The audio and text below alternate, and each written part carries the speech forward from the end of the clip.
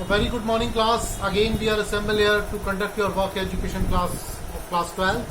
पिछले पीरियड में पिछले क्लासेस में मैंने आपको बताया था कि what is the concept of work education.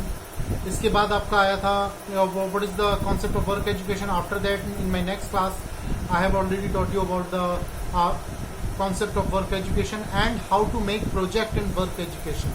What is the main points to make a project in work education. And now I am going to give you the project of work education, how to make your project, or what is the topic of your project. And I will tell you and teach you about the how to make the project of work education. And in class 12th, your project topic is helping school authorities in organisation. Helping school authorities in organisation.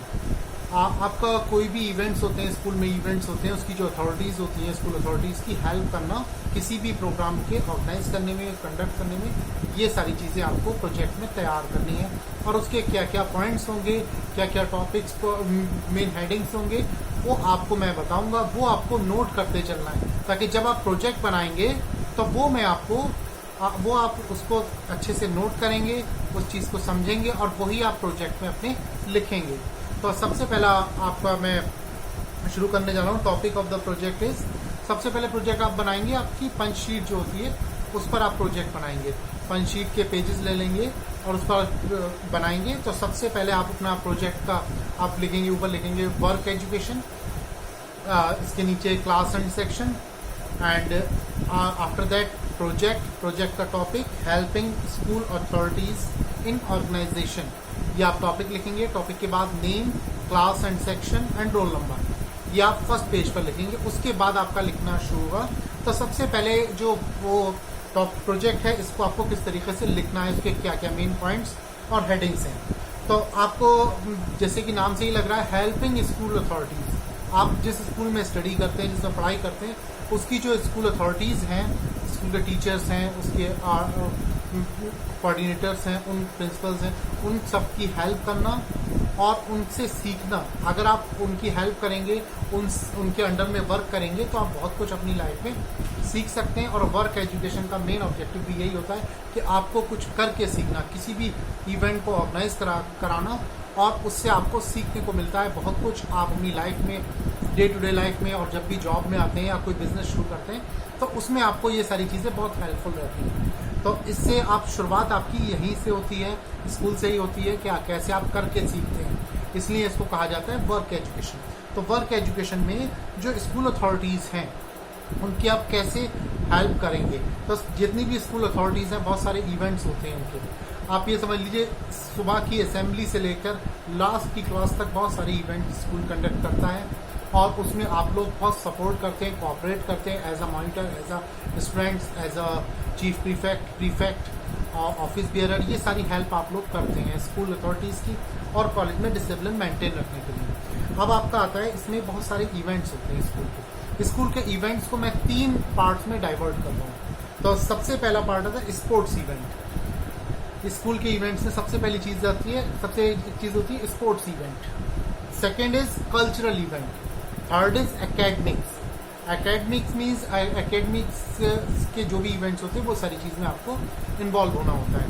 तो अब आपका आता है सबसे पहले school events में sports events. तो आप ये समझ लीजिए कि बहुत सारे कॉन्सेप्ट आपको हमारी प्रिंसिपल ने मुझे स्टूडेंट लाइफ में बताया था कि जब भी हम लोग वेरियस रिलीजन को फॉलो करते हैं, हम उनके फेस्टिवल्स फॉलो करते हैं अपने अपने रिलीजन के, लेकिन स्कूल अपना फेस्टिवल कब सेलिब्रेट करता है? तब सेलिब्रेट करता है जब हम कोई इंटर स्कूल ट्रॉफी जीत कर आते हैं, या कोई स्पोर्ट्स इवेंट, कोई कल्चरल इवेंट, या कोई एकेडमिक इवेंट्स हम लोग जीत कर आते हैं. तो वो सेलिब्रेशन जो होता है, वो फेस्टिवल जो होता है, वो स्कूल का फेस्टिवल होता है, और हम सब लोग इसको सेलिब्रेट करते हैं. तो वही चीज़ मैं आपको बता रहा हूँ कि सबसे पहले हम ये 3 इवेंट्स मैंने आपको बताया, cultural, sports, cultural and academic. तो ये सारे इवेंट्स मैंने आपको, सबसे पहला इवेंट स्पोर्ट्स ले रहा हूँ. तो गेम्स एंड स्पोर्ट्स में बहुत सारे इवेंट्स होते हैं. इसको भी आपका सबसे पहला पार्ट आता है, पार्ट ए स्पोर्ट्स. स्पोर्ट्स में सबसे पहला इवेंट एनुअल स्पोर्ट्स. आपके हर साल या साल में 2 साल बाद, 3 साल बाद एक मेगा इवेंट होता है, इसको annual sports meet, annual sports. तो उसमें आप पार्टिसिपेट करते हैं, आपको बहुत सारे स्टूडेंट्स, आप पूरा यहाँ तक कि पूरा कॉलेज, टीचर्स और सारी स्कूल अथॉरिटीज़ इन्वॉल्व होते हैं उसमें, और उसमें आपका बहुत बड़ा रोल होता है उसको अच्छे से स्मूथ कंडक्ट करने के लिए, स्मूथली वे में कंडक्ट करने के लिए आपका बहुत बड़ा रोल होता है। तो आप उसको कैसे कंडक्ट करते हैं, तो उसमें आपकी ड्यूटीज़ अलॉट कर दी जाती है, जो रिस्पॉन्सिबिलिटीज़ हैं वो आपको दी जाती हैं, और उस रिस्पॉन्सिबिलिटीज़ को आप बहुत अच्छे से कंडक्ट करते हैं। कुछ लोग तो पार्टिसिपेंट्स होते हैं, लेकिन उन पार्टिसिपेंट के साथ ऑफिशियल्स भी होते हैं, और ऑफिशियल्स टीचर्स भी होते हैं, और आप लोगों में से भी होते हैं। तो बहुत सारे एक्टिविटीज़ होती हैं, तो उसमें जब आप पार्टिसिपेट करते हैं स्पोर्ट्स इवेंट में, जैसे मास पीटी है, स्पोर्ट्स एनुअल स्पोर्ट्स में मास पीटी होती है, और आपका 100 मीटर 200 मीटर एथलेटिक्स इवेंट्स होते हैं, और ड्रिल होती है, बहुत सारे योगा की ड्रिल होती है, बहुत सारे इवेंट होते हैं। तो उन सब में आपको एज अ ऑफिशियल अपॉइंट किया जाता है, आपको रिस्पॉन्सिबिलिटी दी जाती है, और आपके अंडर में भी कुछ स्टूडेंट रहते हैं। तो इससे जो है आपकी लीडरशिप क्वालिटी डेवलप होती है। इसके बाद आता है आपका एनुअल स्पोर्ट्स के बाद स्पोर्ट्स मीट।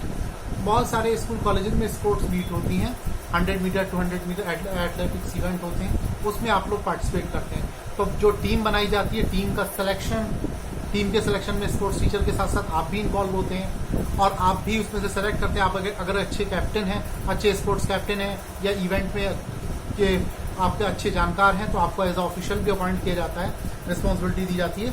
तो उसमें आप टीम बनाते हैं, स्पोर्ट्स टीचर के को कोऑपरेट करते हैं, और आप खुद भी बहुत कुछ सीखते हैं। तो ये आपकी स्पोर्ट्स मीट हो गया। Number 3 is inter class competition. Inter class competition जब होता है आपके क्लास में, वो बहुत टफ होता है, एक स्पोर्ट्स टीचर अकेले उसको कंडक्ट नहीं करा सकता, उसमें आप लोगों की हेल्प रहती है एज अ सीनियर स्टूडेंट, और इससे आप सीखते हैं बहुत कुछ। जो भी इवेंट होते हैं उसमें जो बच्चे पार्टिसिपेट, आपके जूनियर पार्टिसिपेट कर रहे होते हैं, आप उसमें ऑफिशिएटिंग भी करते हैं। आप उसमें पार्टिसिपेट नहीं करते, लेकिन ऑफिशिएटिंग करते हैं उसको, और सारे टीम को मैनेज करते हैं। तो ये जो इवेंट होता है, इसमें आपका इंटरनल इवेंट है, लेकिन इसमें आपकी रिस्पॉन्सिबिलिटीज बहुत ज़्यादा हो जाती है, और बहुत कुछ सीखने को मिलता है। And number 4 is inter school event. Inter school event यानी कोई भी टीम आप पार्टिसिपेट करने के लिए जाते हैं, फुटबॉल का इवेंट है, हॉकी का इवेंट है, वॉलीबॉल का है, जो भी टीम कॉलेज की टीम बनती है, सबसे पहले उसका सिलेक्शन, उसके बाद उसका टीम का की प्रैक्टिस, और ये सारी चीज़ें जो होती हैं, कैप्टन, वाइस कैप्टन और जो स्पोर्ट्स कैप्टन होते हैं, वो इसको अच्छे से परफॉर्म करते हैं और रिस्पॉन्सिबिलिटी से इसको करते हैं। टीम तैयार करते हैं, टीम जीतती है या हारती है वो अलग मैटर है, और उसको फिर उसके बाद अगर ट्रॉफी जीत कर लाती है, तो ये आपका सेलिब्रेशन भी आपका ही होता है, और आपका बहुत बड़ा रोल होता है इसमें। ठीक है, तो ये मैंने स्पोर्ट्स के 4 पॉइंट्स बताए। सबसे पहला annual sports, second is sports meet, third is inter class competition, and fourth is inter school competition. तो ये मैंने 4 इवेंट बताए स्पोर्ट्स के।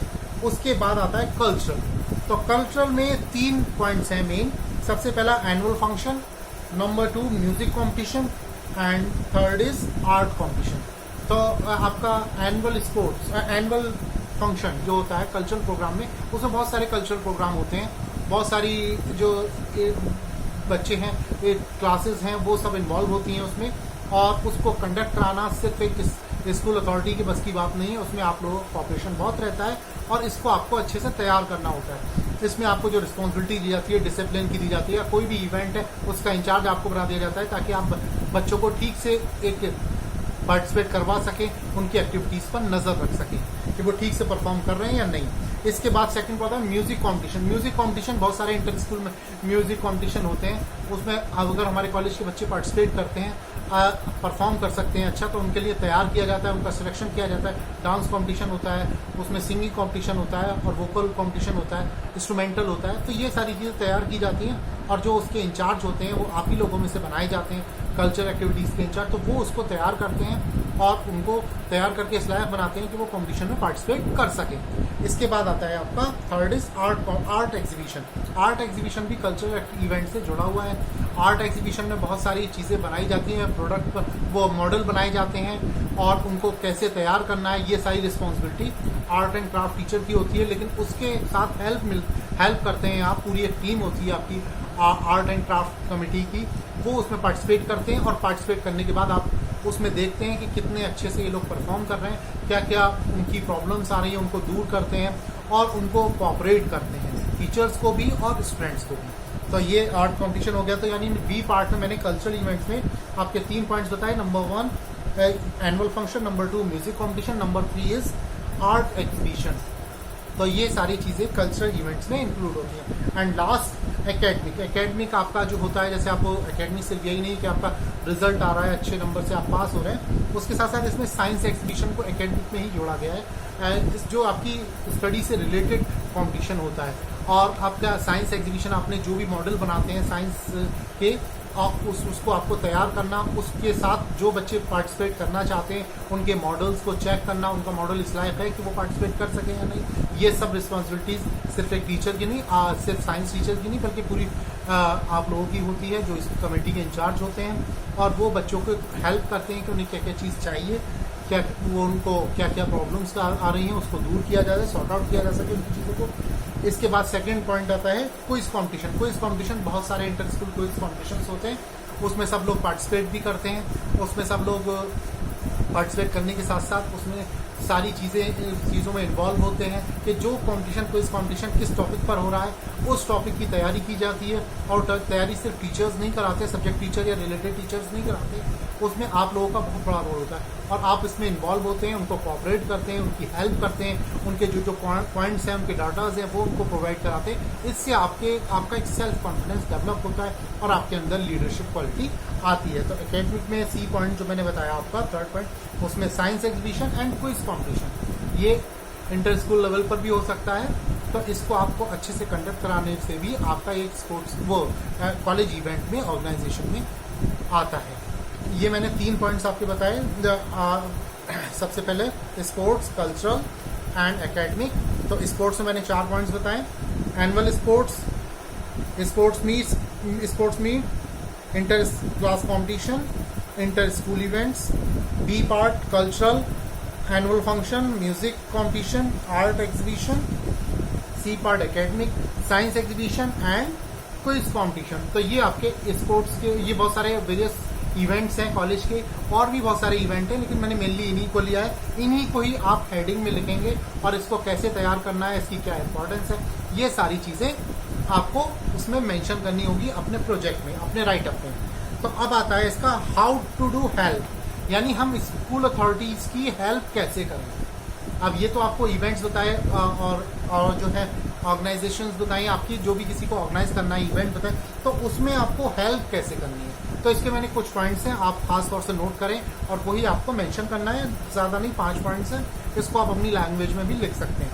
तो सबसे पहला मैं आपको पॉइंट बता रहा हूँ, help to make various committee. कोई भी इवेंट होता है उसकी कमेटी की बहुत सारी कमेटी बनती है उसकी, और सपोज दैट स्पोर्ट्स या कोई कल्चरल इवेंट होता है तो उसकी अलग अलग जो पार्ट हैं उसकी कमेटी बनती है। तो उसमें आपको जो है आपकी हेल्प ली जाती है, आप खुद सीखते हैं कमेटी कैसे तैयार की जाती है। Number 2 point is help to perform duties and responsibilities. आप अपने जूनियर्स की या आप अपने सीनियर्स से बहुत कुछ सीखते हैं और उनसे सीखते हैं कि how to perform your duties and responsibilities. तो ये आप कैसे सीखते हैं, ये आप अपने सीनियर से सीखते हैं, और जब आप सीनियर से सीखते हैं तो अपने जूनियर स्टूडेंट्स को भी सिखाते हैं। तो अब आपका आता है third point is help to proper coordination teachers के साथ, अपने जूनियर स्टूडेंट्स के साथ प्रॉपर कोऑर्डिनेशन आपका होना ज़रूरी है, तभी आप उनकी अच्छे से हेल्प कर पाएंगे। इसके बाद आता है number 4 is proper cooperation with the school authorities. School authorities के साथ प्रॉपर कोऑपरेशन होना चाहिए आपका। जब प्रॉपर कोऑपरेशन होगा तब आप सीखेंगे भी और अपने जूनियर्स को भी अच्छे से सिखा पाएंगे, और इसी तरीके से आप अच्छे से हेल्प कर पाएंगे। और last point is help to give the responsibilities to other and for smooth conduction of the event। अब इसके साथ साथ देखिए, मैंने आपको पहले इवेंट बताया था, पहले पॉइंट बताया था कि help to give the responsibilities to others, दूसरों को रिस्पॉन्सिबिलिटीज देना है और उसके स्मूथ कंडक्शन के लिए आपको अगर कोई रिस्पॉन्सिबिलिटी दी गई हो स्कूल अथॉरिटीज़ के थ्रू, तो आपको करना है। आपके अंडर में जो स्टूडेंट है उन पर उनके काम आपको बांट देने हैं, आपको उनसे भी काम लेना। आप अकेले सब जगह भाग दौड़ नहीं कर सकते, तो इसलिए रिस्पॉन्सिबिलिटीज़ भी आपको दूसरों को, अपने जूनियर स्टूडेंट्स को देना होगी और उसको ऑब्जर्व करना होगा for smooth conduction of the event या प्रोग्राम। ओके, तो ये आपके 5 पॉइंट्स थे, फिर मैं आपको दोहरा रहा हूँ। Number 1 is help to make various committees. Number 2, help to perform duties and responsibilities. Number 3, help to proper coordination Number 4, proper cooperation with the school authorities. Number 5, help to give the responsibility to other for smooth conduction of the event. तो ये मैंने आपको इसके how to do help, ये सारी चीज़ें मैंने आपको इसी वीडियो में बताई. नेक्स्ट वीडियो में आपको बताऊंगा what is the objectives of helping school authorities. इसके ऑब्जेक्टिव्स क्या होते हैं, उसको क्यों ज़रूरी है हमारे लिए. ठीक है, थैंक यू.